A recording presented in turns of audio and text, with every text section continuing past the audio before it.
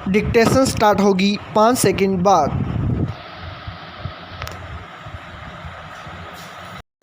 Yes, समय के साथ बदलाव की ज़रूरत हमेशा महसूस की जाती है। स्टॉप। इसी ज़रूरत को ध्यान में रखकर केंद्रीय कैबिनेट ने लड़कियों की शादी की उम्र 18 से बढ़ाकर 21 करने के प्रस्ताव को मंजूरी दे दी है। स्टॉप।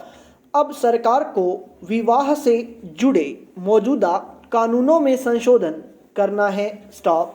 सरकार का यह फैसला टास्क फोर्स की उस रिपोर्ट पर आधारित है जिसमें कहा गया था कि पहले बच्चे को जन्म देते समय महिला की उम्र 21 वर्ष से अधिक हो तो महिलाओं और बच्चों पर सेहत की दृष्टि से ही नहीं, बल्कि आर्थिक और सामाजिक मोर्चे पर भी सकारात्मक प्रभाव पड़ता है। स्टॉप। प्रसूताओं और नवजातों में कुपोषण की समस्या को देखते हुए यह अच्छा फैसला ही कहा जाएगा। स्टॉप। कहा यही जा रहा है कि शादी की उम्र बढ़ाने के इस फैसले से बेटियां और सक्षम बनेंगी। स्टॉप।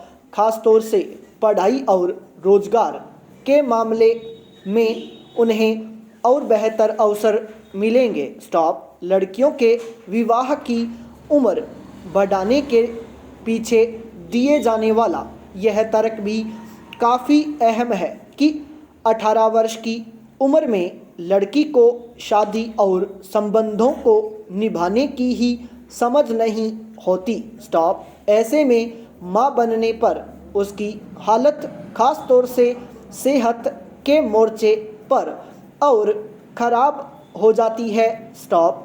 शारीरिक और मानसिक रूप से परिपक्व होने के लिए स्त्री पुरुष दोनों के लिए ही 21 वर्ष की उम्र को सही माना गया है। स्टॉप।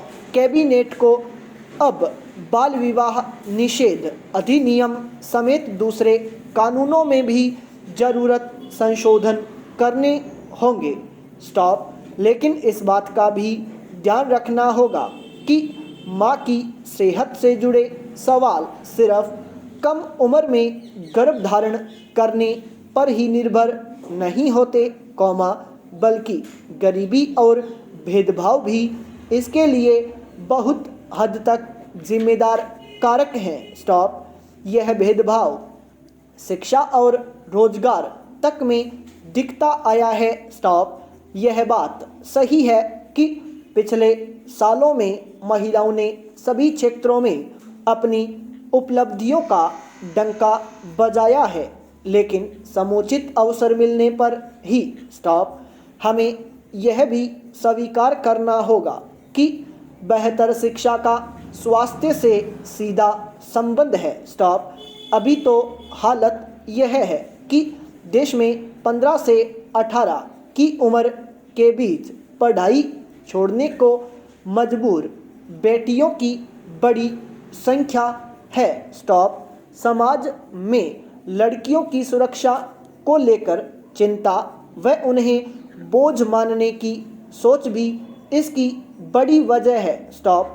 यही वे कारण हैं जो कानूनन रोक के बावजूद बाल विवाह को बढ़ावा देते रहे हैं। स्टॉप।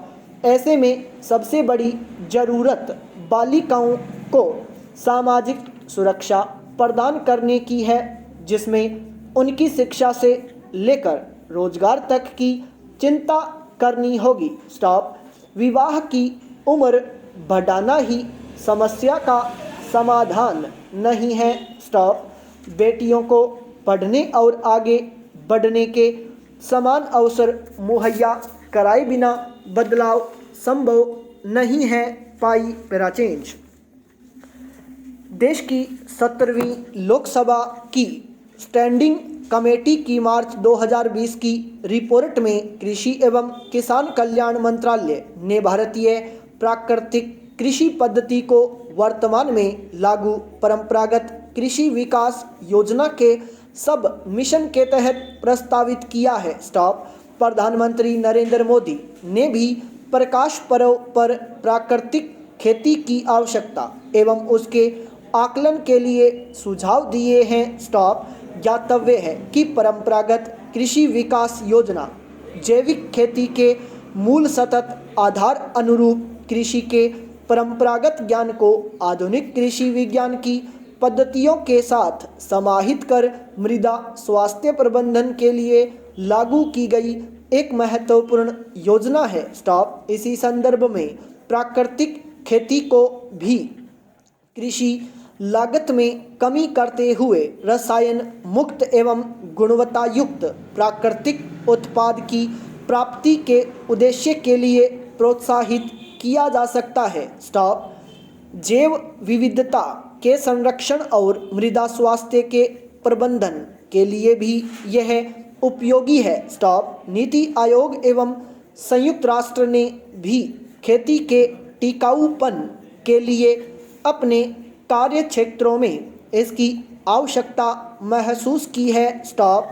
विगत दशकों में प्राकृतिक खेती को प्रोत्साहित करने के अभियान कर्नाटक, तमिलनाडु एवं महाराष्ट्र के किसानों एवं सामाजिक संस्थाओं द्वारा असंगठित रूप से किए गए। स्टॉप। आंध्र प्रदेश सरकार ने अपने राज्य के 6 लाख से अधिक किसानों को योजनाबद्ध रूप से इस पद्धति के कार्यक्रम से जोड़ा है, जिसमें 4 लाख से अधिक किसानों द्वारा पूर्व में भी जैविक खेती पद्धति को अपनाया हुआ था। स्टॉप।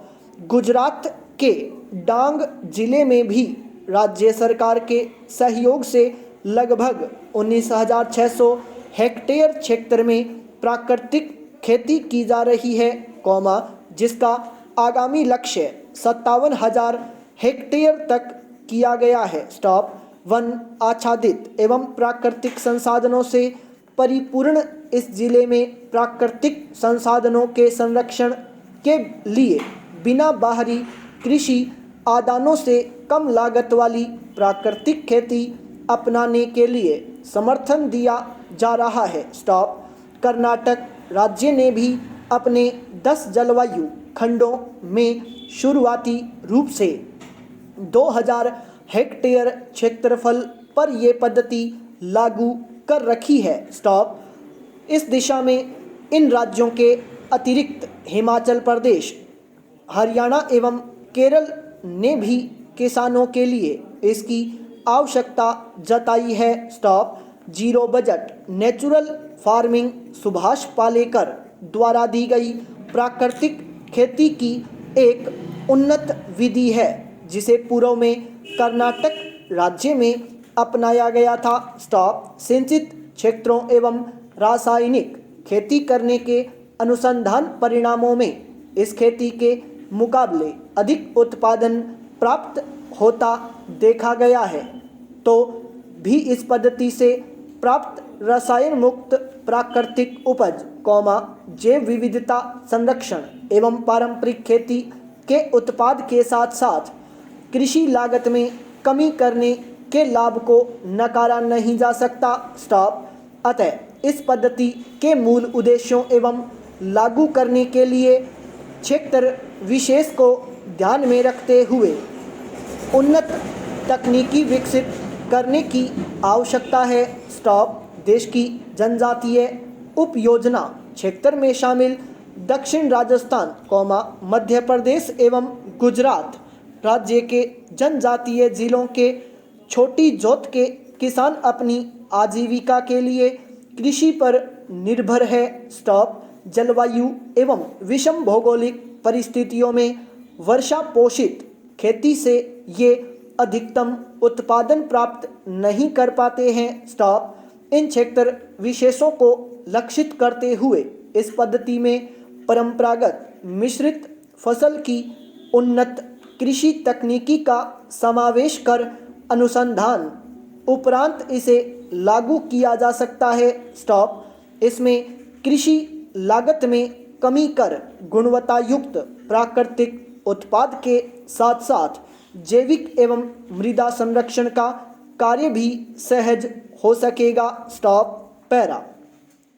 लोगों में कोरोना का डर समाप्त हो गया है। स्टॉप। वैक्सीन लगने के बाद लोग अपने आप को सुरक्षित समझ रहे हैं। स्टॉप। राजनीतिक दल जनाधार को बढ़ाने के लिए रैली आंदोलन और अन्य कार्यक्रम कर रहे हैं। स्टॉप। इससे भी लोग कोरोना के प्रति लापरवाही बरत रहे हैं। स्टॉप। यह स्थिति घातक साबित हो सकती है। संपूर्ण विराम।